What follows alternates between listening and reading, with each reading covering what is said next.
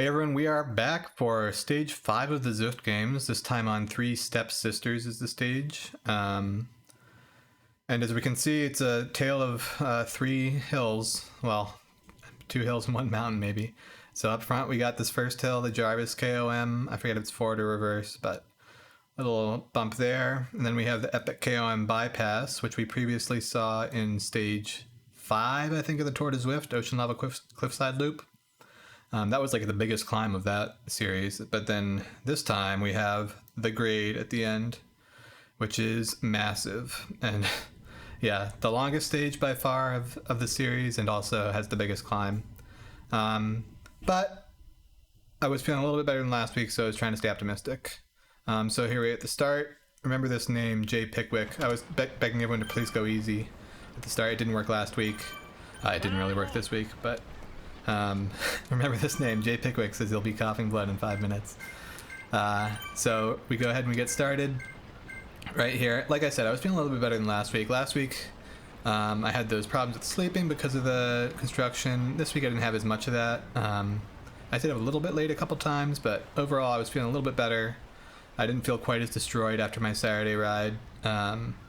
So I was thinking maybe I can do a little better. The earlier climbs are a little bit shorter than last week. Last week we had the 2 both ways up the Petite KOM, and so that was like 2 medium length climbs, maybe a little bit over 5 minutes. This time the first climb is shorter, a little bit more to my strengths. The second climb is a little bit longer, but I've shown it's doable for me.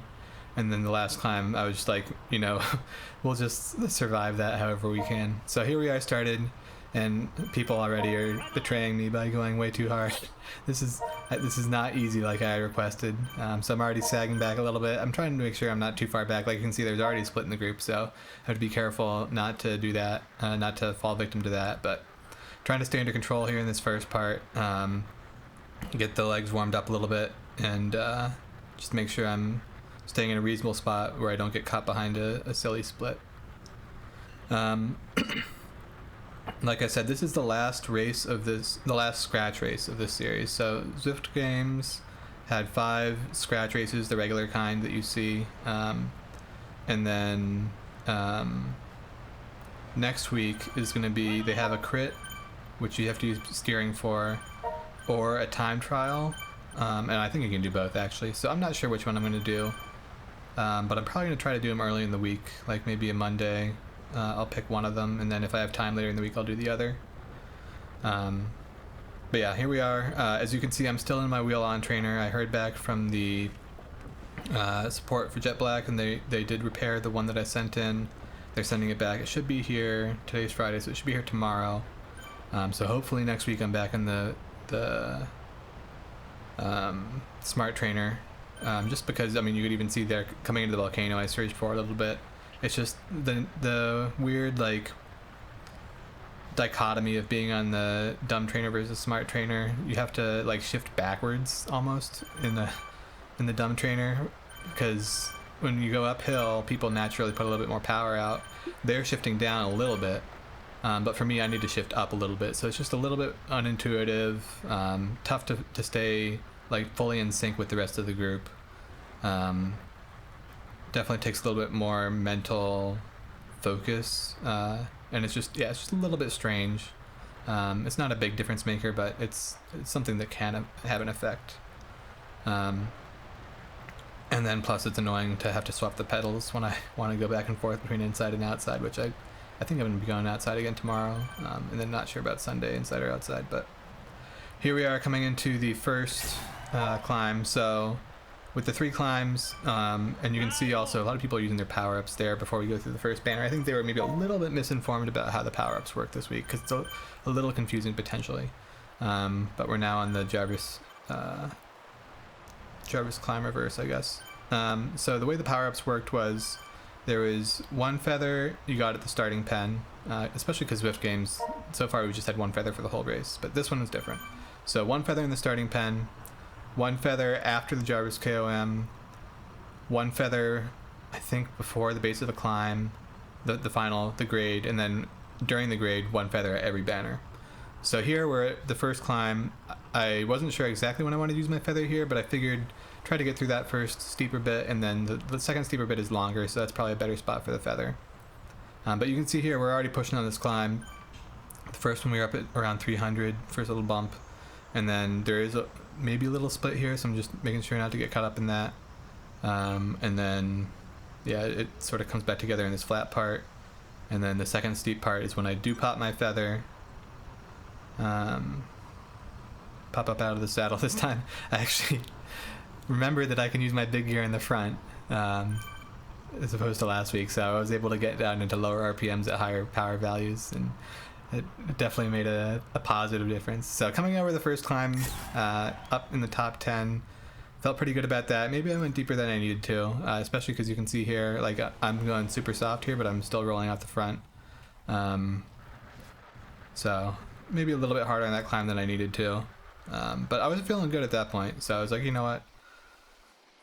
Let's just keep going. And then looking behind to see if there are any splits. Nothing major looks like it's coming together here, especially in this little tiny uphill. But my heart rate's already pretty high.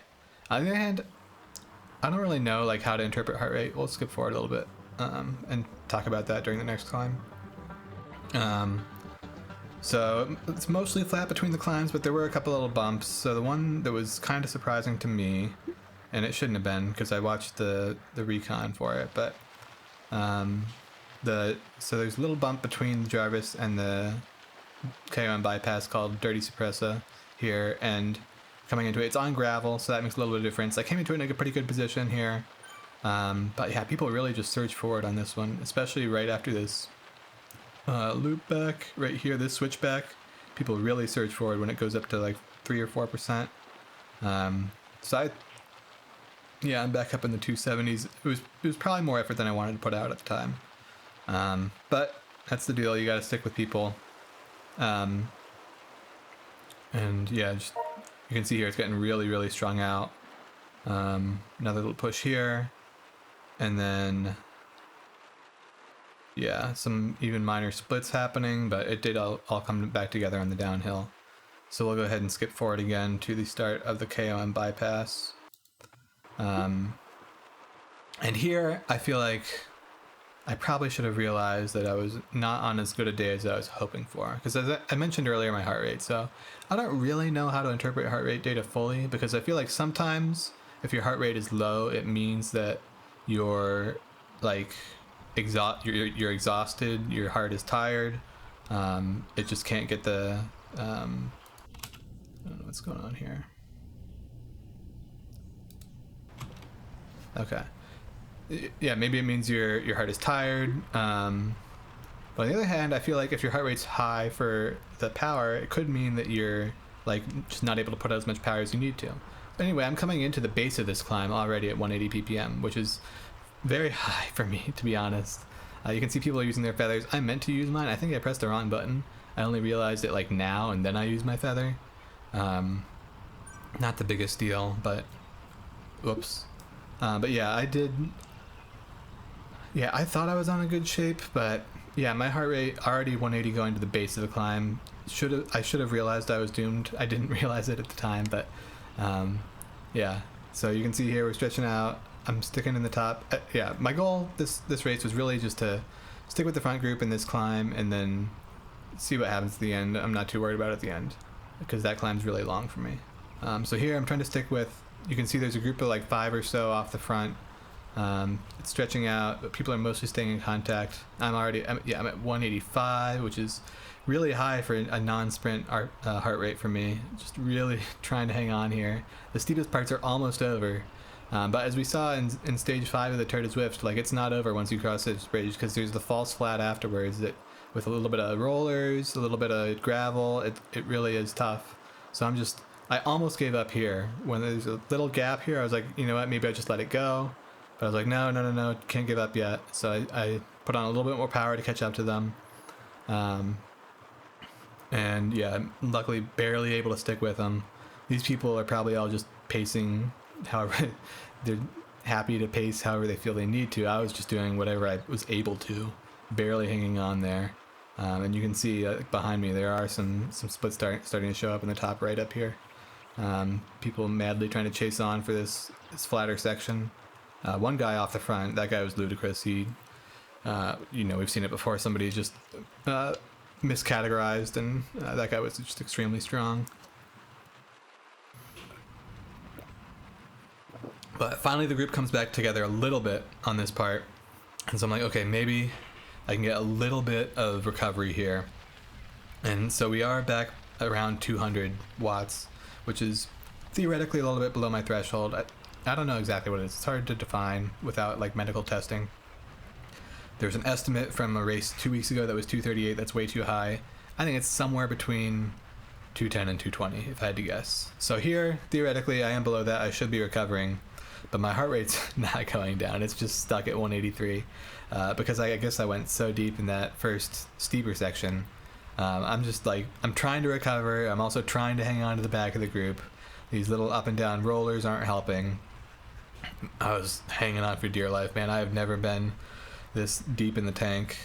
And yeah, I'm just hoping to recover. And then maybe when we get to the downhill, I can get an actual recovery. So we got maybe a kilometer, half a kilometer until then, trying to get some recovery. And then people start surging again right here on this part. Stretches out again. I'm like, oh no, I can't get dropped here. I gotta hang on until the downhill, because there's even a little gap here opens up. So I'm pushing. This guy's he recognizes I'm not going to close that, so he goes ahead and closes it. And luckily another person comes in. With the combination of them, I'm able to sort of hang on.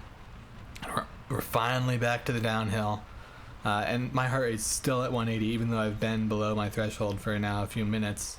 You would think I should be recovering, but I am so cooked, man. I'm like looking down like, ugh, I don't know what's going on.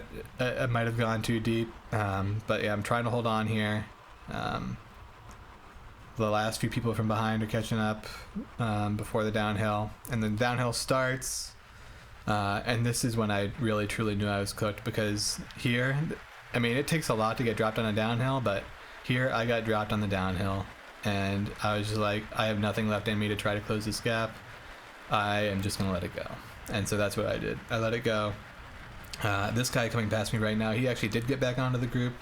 The other guy right in front of me, I think he was basically in the same place I was, where he recognized, even if I catch up to this group, I'm going to get dropped on the next little uphill.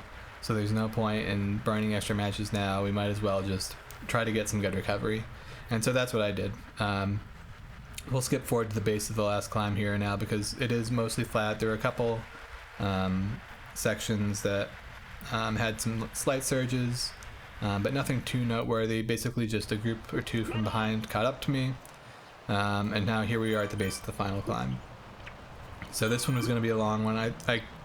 I wasn't sure exactly how long, somewhere between 15 and 20 minutes.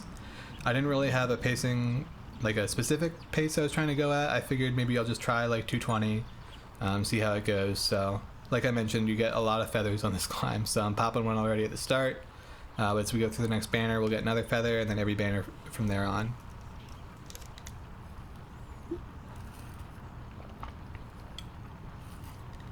And yeah, like I mentioned, this is a long climb, but I had to suffer through it, so you guys have to suffer through it too, although you get it on 2 times speed, so it won't be 20 minutes for you. Yeah, my goal, somewhere around 220 watts, I thought. Something like that I should be able to hold, because I mean, you can see at the bottom here, there was some pretty good recovery. A couple sections where it was a little bit more, maybe around 180, but a lot of it was actually around like 150 watts leading into this. 150, 160, 170. So actual good recovery there. My heart rate's much lower going into this than it was the base of the KOM bypass. So I thought I'll try to at least put up a decent pace for this. It's a long climb, but let's see what we can do. So these people riding away from me, I wasn't concerned about them at all. I was like, I just got to do my own pace here. The drafting is negligible. I think a couple of times I tried to steer to get behind somebody, but you're going so slow that the draft effect is basically nothing. And yeah, I guess you can see here I dropped my power a little bit down to between 200 and 210. So I think yeah, I was like, the 220 is a little bit too ambitious. Let's get in something a little bit more sustainable. Drop it down a little bit, just to make sure we can finish at a decent, like, without totally bonking. Because in that downhill, there were points where I was like, where I got dropped. I was like, I don't even know if I'm going to finish this race. I don't know if I'm going to be able to get up the final hill. I might just have to get off the bike because I was feeling so exhausted, man. I've never been that cooked. This guy has a banger shirt, by the way. Look at that wolf howling at the moon. That's Jay Pickwick, the guy from the start of the race who said he'd be coughing up blood within 5 minutes. And yeah, I guess we were both coughing up blood at this point because we were in the struggle bus. Him slightly less than me, but we were plugging away on the pedals. And yeah, I was just trying to keep, so yeah, you can see the first two segments here in the left side. I was around 215. Third segment I was about 207. I was like, maybe that 215 was a little bit too ambitious. So yeah, and you can see at the bottom here I've gone from the yellow down to the green, so just trying to be a little bit more sustainable. And yeah, I mean, you can see how red my face is. I was really going through it. I had the fan on full blast, thankfully. Without a fan, this would be impossible. I don't know how some people do their indoor setups without fans. I would overheat within 5 minutes. But we're almost through the first part of the climb, which is about halfway, a little bit less than halfway, elevation-wise.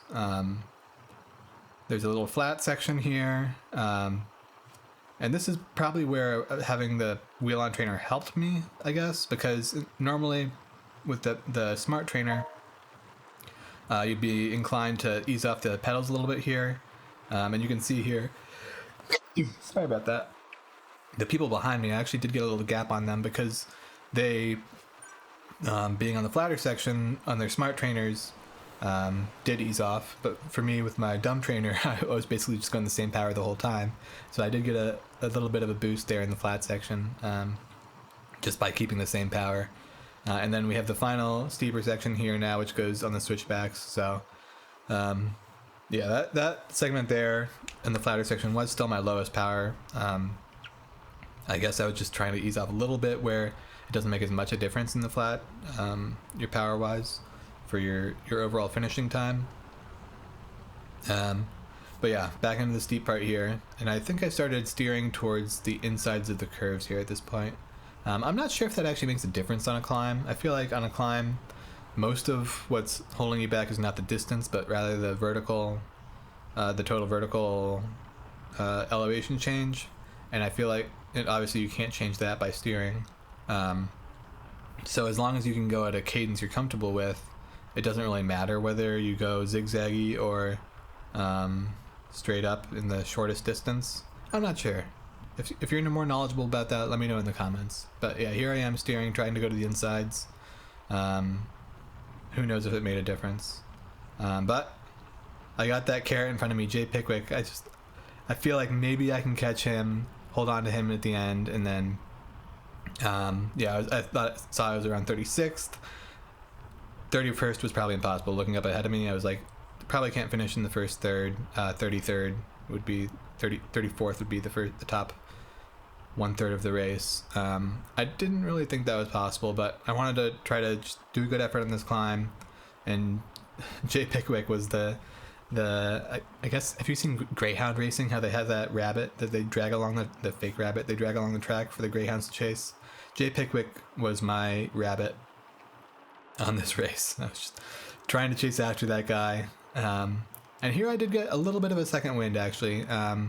You can see how on the left side, my sector stats, my power had dipped a little bit, but here I started feeling a little bit stronger. You know, I saw the end was kind of in sight. This guy blowing past me is just absolutely ridiculous. I don't know how he still had the energy for that, and one more guy's going to do that near the end. I don't know how these people had the energy for it. But yeah, I saw maybe the end is kind of in sight. We're on the switchbacks, so put a little bit more power down. Don't need to hold back as much for the rest of the climb because there's less of it left. So I did get a little bit of a second wind here, pushing on a little bit further. And yeah, I mean, you see there's only a few switchbacks left, and I'm like, okay, yeah, let's push on a little bit. And then at one point I was like, okay, I felt like I was close to the end, but now there's still a couple of switchbacks left. So something about, like, I felt like I was close, and then I felt like, oh, there's still 1 or 2 switchbacks left. Like, I think when I go around this one coming up here, I always feel like, oh, I should be right near the end, but then there's actually a whole another switchback left. And when I see this like cliff wall on the left side, instead of the turn to the finish, it is a little bit mentally demoralizing. So I did drop back a little bit on the power there, back down to 210-ish from the 215 I'd been on the previous two segments. But I got my guy Jay Pickwick. I got to catch up to him. And every time I feel like he was watching me, honestly, and like looking to see if I got close and then pulling away a little bit. But there he is right in front of me, and I'm like, maybe I can catch him, maybe I can catch this guy in front of him who's going a little bit slower. Even though I don't know these guys from Adam, it's still good to have something to chase after while you're on the climb. And I'm sure the people who are right behind me were doing the same thing. Those two people were sort of chasing each other. But here we are, almost to the end now. The steepest bits are right at the end. Yeah, I was just blasting my feather on cooldown at this point. I do finally pass Jay Pickwick. I'm like, oh, I'm feeling so strong. I passed Jay Pickwick. Maybe I can catch the guy in front of me. No, he drops a watt bomb right there, pops his feather and explodes. No way I'm catching him, but maybe the guy in front of him. Or maybe I just continue myself, finish as strong as I can. There's less than 200 meters to go at this point. Just do whatever I can. But then it turns out Jay Pickwick was doing a rope-a-dope strat, and I was the dope, because here he goes, pops his feather, blasts past me, goes for a massive sprint all the way to the end. He's gone. I never see him again. But there's this other guy. I am catching up to him. I'm in my sprint now. I'm popping off a nice 300 watt sprint right at the end, and I pass him. And then he passes me back. Oh, he has an even stronger sprint, 5-6 watts per kilo. But then he's off just too early, and I pass him right at the line. Look at that. Finishing right behind Jay, not right behind, but finishing after Jay Pickwick. I barely pipped that guy on the line. M. Meyer. Probably like thousands of a second, some kind of milliseconds here, and here I'm just totally exhausted. That was a tough one, I can tell you. And Jay Pickwick, shout out to him, man. And I'll skip forward a little bit because I did have some funny chat messages. Let's see if it shows up here. I think I said, like, shout out to Jay Pickwick for pacing me up the climb. I was having real trouble typing here too at this point because I was totally exhausted. And you can see there on the left, I did set a new 1 hour power record for me, which is nice. And yeah, Jay Pickwick. Shout out to that guy. Right on, buddy, he says. It might have been later on. We'll leave the chat open in the background while we pull up these stats for this. So yeah, this is the finishing order for Zwift Power.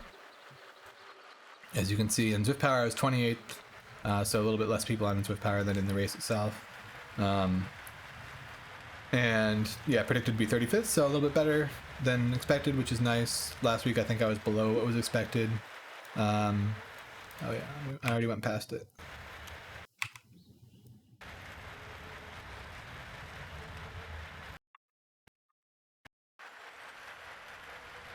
Well, not important.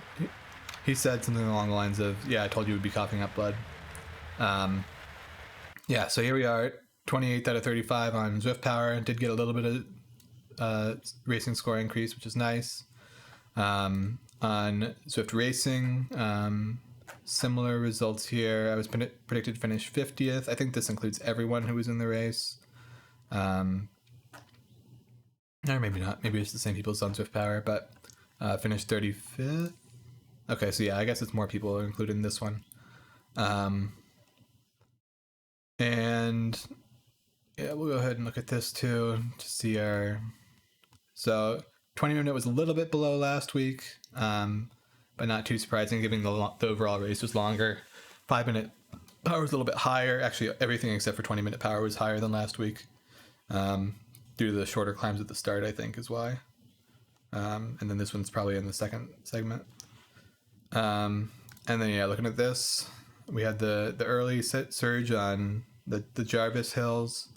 Then this was the Dirty Suppressa. This was the KOM bypass, and you can see here I had 20 minutes at 180 BPM basically. Just totally pinned in that section. before I finally gave up on the downhill. And then here, the final climb. So the final climb ended up being 17 minutes, 12 seconds at 215 watts. So about what I was hoping to average. I was hoping for something between 215 and 220. And yeah, not too bad. So about what I was hoping for this time, a little bit better than last week. And we'll see what happens next week. So thanks for tuning in. See you then. Bye.